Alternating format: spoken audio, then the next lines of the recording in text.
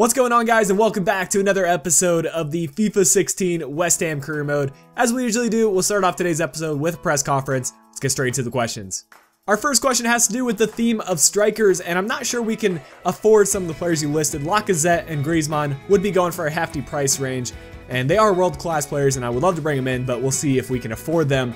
With that being said, I've mentioned a couple times, I'm still not sure what striker I'm going to sell. I think that's pretty much the case right now as well.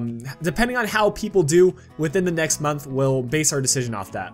Apparently, Mauro Zarate is still unhappy with his playtime, despite getting some starts and some rotations into the squad. If he does want to leave back to South America, I'm not going to hold him back. If he wants to leave, he can leave.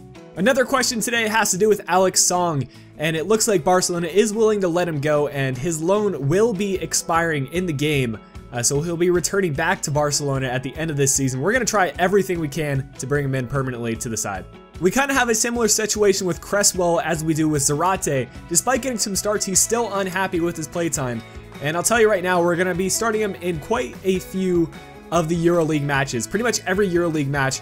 Until we get into the later stages, we'll have Cresswell starting the match at the left back position.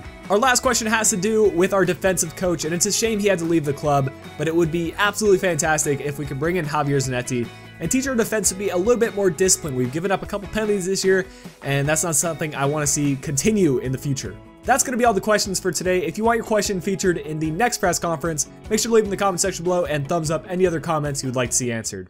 Today's episode is going to be a pretty crucial one in regards to our future in the EuroLeague. We're going to start off with the group stage match against Red Bull Salzburg. Then we've got a match against West Brom, who are actually doing quite well in the league. I believe they're top 4 right now.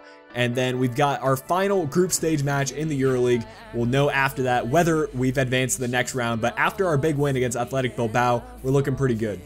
Here's the side that we've got going into our first match against Red Bull Salzburg. We've made a couple of changes, and I still think this is a strong enough team to get us the win. If I remember right, they're probably the easiest group out of our bunch, at least in terms of how they play in game.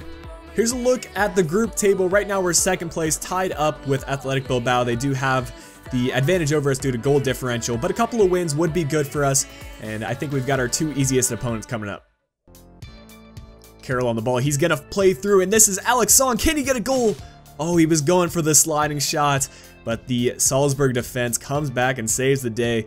I think generally they need to get a win here, because if we get a draw, we're sitting really nice, and unless Bilbao manages to lose against the team from Denmark, I think we'll be advancing with a draw.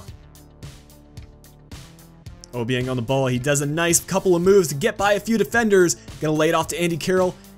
He's gonna have a go, maybe.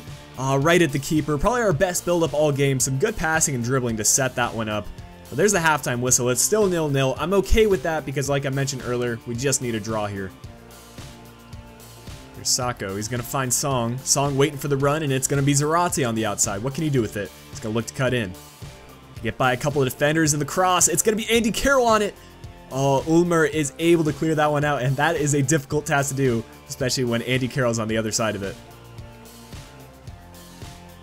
Zarate calling for the ball, and he wants it here. Gets by one defender. Gonna get by a second, and again looking for the cross. Andy Carroll on the far side, and it's just a tap in for him. The big man getting another header for himself. And man, he seems to perform extremely well in EuroLeague matches. I think that's something I'll keep in mind for future matches. Oh, here we go. Carroll is played through. Can he get away from the defender? He's catching up. Carroll is just too strong, and that's got to be a penalty. It's our chance to make it 2 and eliminate any chance of Salzburg coming back into this match, and a red card. We'll let Andy Carroll take this one, see if he can get a brace today, and it is put into the back of the net. Keeper had no chance on that one. He is just gonna collect the ball there, and that's easy stuff for us. Well, we said it before the match that Salzburg is probably the easiest team in our group, and that was definitely the case in this match. An easy 2-0 victory. I wasn't really worried about them scoring at all during this one. We've got our final youth squad report from Brazil, and we'll see if we have any final good players to add to the team. 61 to 83, I'm not going to sign him up. 65 to 87, looks to be a center attacking mid. We're going to pass on him because we've already got a couple players in our academy. A 70 to 90, I will take a chance on though. 63 to 85, 79 to 94, yes please. It looks to have a really nice overall. And a left-sided player, we could use that. 57 to 77 and a 59 to 77. So that's going to bring an end to Brazil. In the description, I'll have another link to a straw poll with a couple other countries. Make sure you vote on that so your favorite country can get scouted. This is the lineup we've got going into this match, returning back to our usual one, and this match is absolutely huge for us. West Brom is currently first in league, and if we want to show that we're contenders to try to strive for the league title, we've got to win this one.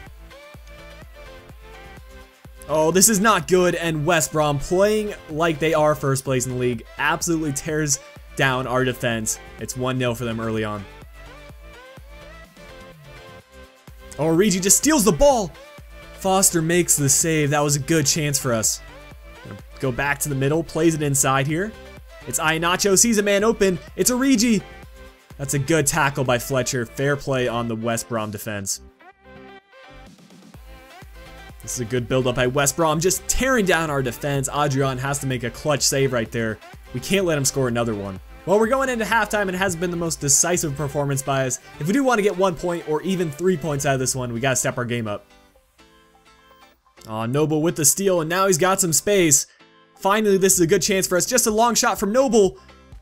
Oh, Foster with a good save. That was a decent effort by Noble, and a good job to even pick that up in the midfield. Kouyaté on the ball. This is good. This is Noble on the ball. He's looking to the outside. This is our chance to cross it in with Jenkinson. Sends in the far post cross, but Foster up to the task and makes another save. He's been big this match for them.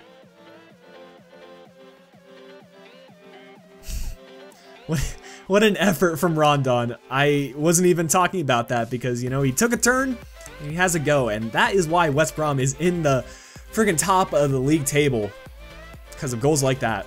West Brom was just a class above us in this match. Hopefully we can come back to them later on this season, score some nice goals, and maybe get a better result. So now that our scouting report in Brazil is done, we'll take a look at all the players we've got here. And starting from the top, we got a 79 to 93 potential player, 55 overall, 51 overall, 72 to 88 potential. This is our best talent, 56 overall and 82 to 94 potential. I think I'm going to start training him during the session so he can get a boost in his overall. And lastly, a 53 with a 67 to 79. And sorry, man, I am just going to release you straight off because if you don't have over 80 potential, not worth keeping. Going into the final match of the episode, this is the team we're going to be rocking, and we are safe in our group. We're not going to be kicked out, so I decided to rotate the team around and give some players that wouldn't usually get some play time a start in this one. A closer look at the group table, Athletic Bilbao and ourselves will be advancing out of the group, but we can still rely on Athletic Bilbao getting a draw or a loss in their match, and we might just finish top of the table.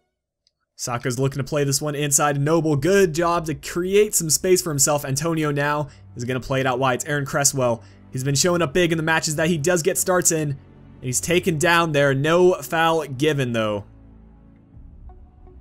Oh, Antonio gets it right back for us. Looking to cut inside. He gets by a couple defenders. Plays it in the center. It's Andy Carroll. Oh, what a save by the keeper. Decent effort by Carroll, though. This is good. Tompkins is really going forward in this match. He's looking to play it inside. It's just going to be Andy Carroll. What a miss from him. He just has to put that one on target. This is good work by the team. Zarate on the ball is looking to cut inside. He's taken down. This ref is really not calling anything. He's letting the boys play. And I kind of like a ref that does that. Here's Antonio. Really nice burst of pace. And he's going to find Andy Carroll, who gets it on target this time with the finesse shot. And we've got the 1-0 lead. Redeeming himself from that early miss today, and now he's looking back on form and really trying to get himself back in the starting 11. If he continues to play like this in the EuroLeague, I'll give him some more chances in the Premier League. Good ball though to create that shot. Oh, where's the center of our defense? We got to close him down.